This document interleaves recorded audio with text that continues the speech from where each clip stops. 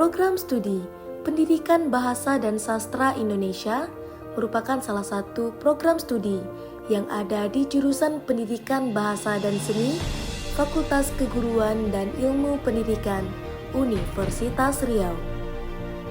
Program studi ini dibuka pada tahun 1984 berdasarkan SK Dirjen Dikti nomor 43/NEP/1984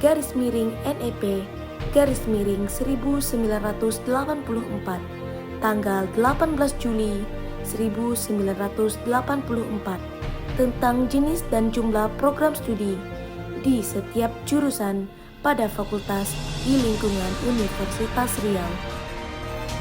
Pada 20 Juli 2013, Program Studi Pendidikan Bahasa dan Sastra Indonesia terakreditasi B sampai dengan 20 Juli 2018.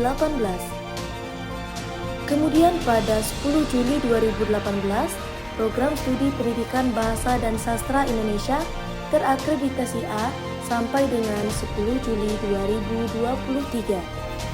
Berdasarkan Surat Keputusan Lembaga Akreditasi Mandiri Kependidikan nomor 885/SK/AK/S/9/2023 bahwa program studi pendidikan bahasa dan sastra Indonesia mendapatkan akreditasi unggul yang berlaku mulai tanggal 11 Juli 2023 hingga 10 Juli 2028.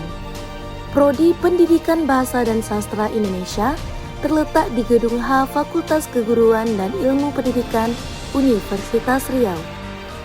Prodi PBSI juga menyediakan sarana dan prasarana yang dapat menunjang kegiatan mahasiswa, seperti Sekretariat Hima Prodi, Perpustakaan Prodi, Laman Sastra, Musola, dan Perahu.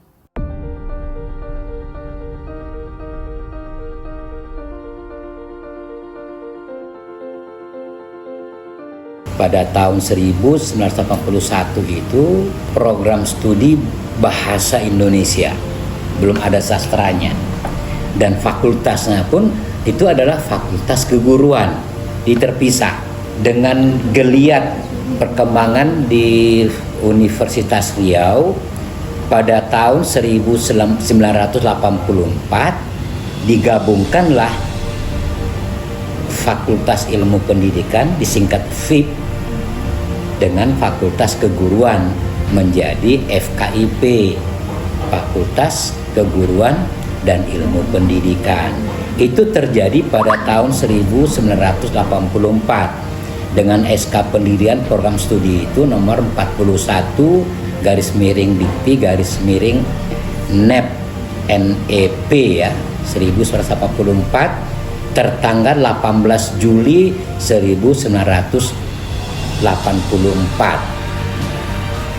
Nah, sejak itu jadi SK pendirian itu yang ada dokumentasi itu adalah SK pendirian Program Studi Pendidikan Bahasa dan Sastra Indonesia. Jadi dua dia. Ada tambahan sastra. Jadilah Program Studi Pendidikan Bahasa dan Sastra Indonesia. Yang menjadi orang yang hebat waktu itu adalah Ibunda Dr. Anda Hajah Saidat Dahlan. Itu yang pertama, ketua sekaligus ketua jurusan sekaligus ketua program studi waktu itu. Nah, perkembangan berikutnya setelah terjadi penggabungan tadi dua program studi itu, ya berkembanglah program studi pendidikan bahasa dan sastra itu tentunya dengan berbagai kegiatan di program studi pendidikan bahasa dan sastra Indonesia. Berkenaan dengan program studi itu terkait dengan akreditasi. Akreditasi kita itu memang terendah itu harus C, tapi alhamdulillah kita bisa memperoleh akreditasi B sampai tahun 2000 16 kalau tidak salah masih akreditasi B. Akreditasi unggul yang terakhir 2024 dengan nilai 362, naik 1 poin dari sebelumnya yang unggul tapi 361 gitu ya. Assalamualaikum warahmatullahi wabarakatuh. Perkenalkan, saya Elfrin Septianti. Saya saat ini bertugas di Program Studi Pendidikan Bahasa dan Sastra Indonesia, Fakultas Keguruan dan Ilmu Pendidikan Universitas Riau. Saat ini saya juga ditugaskan sebagai koordinator program studi di Program Studi Pendidikan Bahasa dan Sastra Indonesia. Program studi sendiri itu saat ini memiliki visi keilmuan. Jadi bukan visi program studi. Jadi visi keilmuan ini tetap merujuk pada visi universitas dan visi fakultas. Sehingga visi keilmuan di Program Studi Pendidikan Bahasa dan Sastra Indonesia ini adalah mewujudkan program studi pendidikan bahasa dan sastra Indonesia yang unggul dan bermartabat di bidang bahasa dan sastra Indonesia untuk cakupan Asia Tenggara khususnya sampai tahun 2035. Nah, cara-cara program studi untuk merealisasikan visi ini tentunya lewat misi. Adapun misi ini kita ada 3 rangkaian kegiatan, diantaranya bidang pendidikan, pengabdian, kemudian dan penelitian. Nah, caranya adalah berbagai kegiatan seperti untuk bidang pendidikan, program studi biasanya juga bekerja sama dengan fakultas ataupun universitas, biasanya menyelenggarakan kuliah umum ya, dengan mengundang beberapa pakar, keterlibatan pakar dari luar kampus bahkan sampai luar negeri untuk sharing session dengan mahasiswa di program studi pendidikan bahasa dan sastra Indonesia. Selain itu, program studi juga mengikuti salah satu program dari kementerian, misalnya praktisi mengajar, sehingga praktisi dari luar itu bisa berkontribusi mengajar di kelas-kelas yang ada di program studi. Berikutnya, aktivitas penelitian. Nah, dosen biasanya berkolaborasi dengan mahasiswa untuk melaksanakan kegiatan penelitian, baik itu dari hibah lokal dalam universitas sampai ke hibah nasional di luar universitas. Bahkan beberapa kegiatan luar kampus seperti MBKM juga memfasilitasi program studi agar bisa melibatkan mahasiswa untuk turut serta mengembangkan atau menulis karya ilmiah.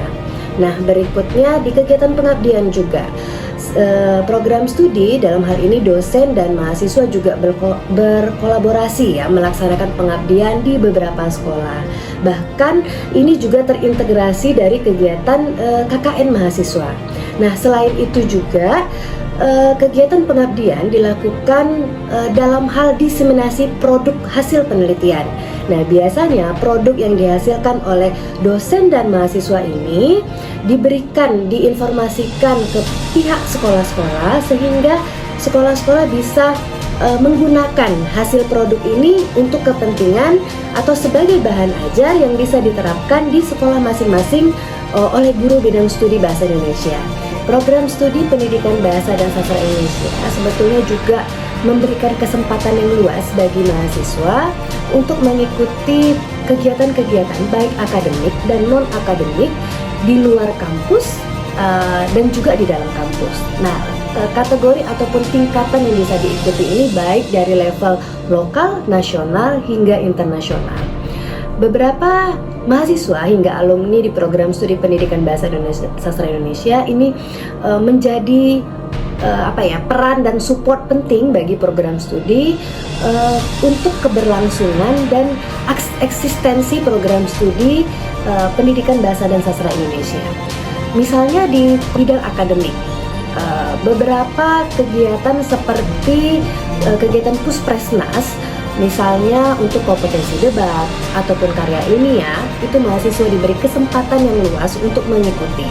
Berikutnya di bidang non-akademik, bahkan sampai ke hal-hal yang bersifat seni.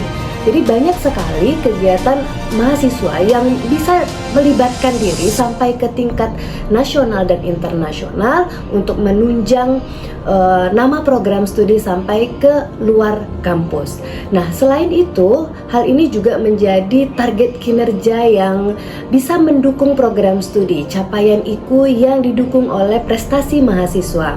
Oleh sebab itu, kita berharap juga mahasiswa yang ada di program studi pendidikan bahasa dan sastra Indonesia tetap aktif dan berkontribusi positif dalam mengikuti berbagai agenda akademik dan non-akademik, baik itu yang diselenggarakan secara lokal, nasional, dan internasional. Untuk hal ini, program studi akan mendukung dan juga akan melibatkan dosen pendamping agar prestasi-prestasi yang diikuti oleh mahasiswa ini sesuai dan relevan untuk visi keilmuan yang ada di program studi pendidikan bahasa dan sastra Indonesia. Hal ini juga akan berdampak positif dan bermakna positif bagi mahasiswa sehingga mereka bisa menggali potensinya sebagai individu dan tentunya mengalami pengalaman yang bermakna sehingga bisa dibawa sampai ke dunia industri nantinya dan sebagai pelaku guru atau calon guru yang profesional setelah menyelesaikan studinya di program studi pendidikan bahasa dan sastra Indonesia. Harapannya mudah-mudahan mahasiswa program studi pendidikan bahasa dan sastra Indonesia tetap memantau dan mengikuti semua agenda akademik dan non-akademik yang ada, yang diselenggarakan baik itu di prodi, program studi, bahkan di luar program studi. Tentunya ini tidak hanya kepentingannya untuk mendukung nama program studi, tapi juga untuk keberlangsungan potensi yang ada di diri mahasiswa itu sendiri. Terlebih ketika mahasiswa sudah mengikuti berbagai agenda yang ada di luar program studi, biasanya mereka akan membawa nama program studi dan tentunya mereka akan dikenal oleh orang lain di luar dari program studi. Dan ini biasanya akan berdampak setelah mereka lulus. Biasanya mahasiswa akan mendapatkan relasi-relasi di luar dari program studi dan tentunya memudahkan untuk berkontribusi ya secara langsung di dunia kerja dan dunia usaha.